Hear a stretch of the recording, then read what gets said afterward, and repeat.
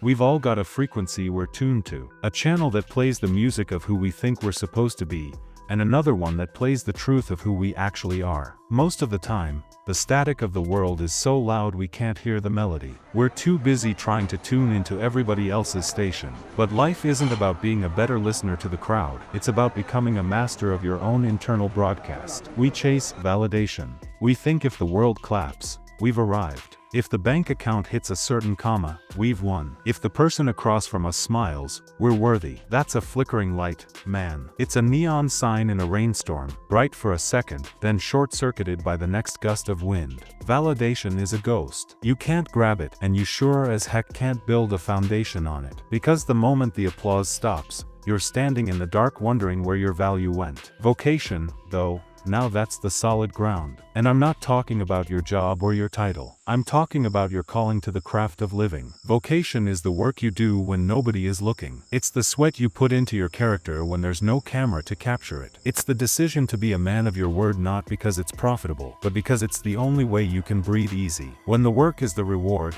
you become bulletproof. If the film flops or the deal fails, you're still rich because you grew in the doing. You're more you than you were yesterday. That's the real profit. Success is a shifting horizon. If you think you can catch it and put it in a cage, you're gonna spend your life disappointed. It's not a destination, it's a posture. It's how you stand when the wind is blowing against you. To me, it's about the internal auditor. We all have one. That voice that speaks to us when the lights go out and the phone is plugged in and it's just us and the ceiling. Success is being able to have a quiet, honest conversation with that auditor and not feel the need to make excuses. It's about being the architect of a life you actually want to live in, not just a life that looks good from the sidewalk. And how do we build it? We start by pruning the garden. We're so obsessed with adding to our lives. More gear, more friends, more status, more yes. But the real power is in the no. Look at your life. Look at the people who leave you feeling drained instead of fueled. Look at the habits that offer a quick high but leave a long-term hangover on your soul. Look at the digital screens that suck the marrow out of your time. Stop trying to find yourself by adding new things. Start finding yourself by subtracting the things that aren't you. When you stop going to the places that make you feel small,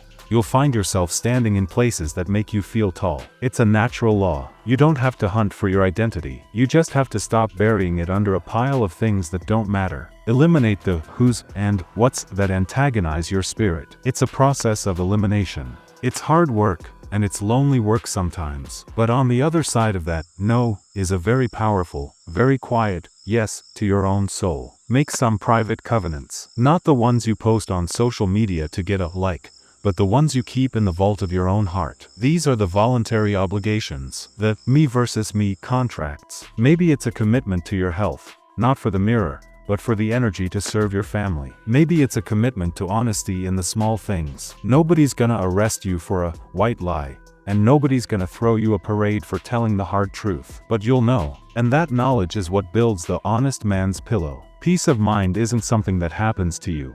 It's something you earn through the maintenance of your own integrity. We live in a world that's obsessed with the finish line. We want the trophy, the title, the you scored moment. But the most beautiful races are the ones that don't have a port. When your reach continually exceeds your grasp, you're always in motion. You're always on the way. And being on the way is where the life is. That's where the joy hides, in the process, in the struggle, in the daily tally of tending your own garden. So, define your hill. Not the hill your parents wanted you to climb, or the one your friends are currently racing up. Your hill. What are the 5 things that, if they went bankrupt, would break you? Is it your faith, your role as a father, your physical vitality, your brotherhood, your creative fire? Identify them, write them down, and then, man, put in the work. Do the maintenance. Don't let them get weak. Don't wait for a signal from the world to tell you you've made it. Take the lid off the expectations. Play like you've got nothing to lose and everything to discover. Keep your eyes on the horizon, but your feet in the dirt. And when you lay your head down tonight, make sure the man in the mirror is someone you're proud to know. Because at the end of the day, we're all just works in progress, under construction, forever on the approach. Just keep living. Just keep being the verb. What would you like to do next? Would you like me to create a visual representation of one of these metaphors, like the internal auditor or the garden of the no? Would you like me to break this down into a daily maintenance list based on the 5 pillars mentioned? Or should we dive deeper into one specific section, like the process of elimination?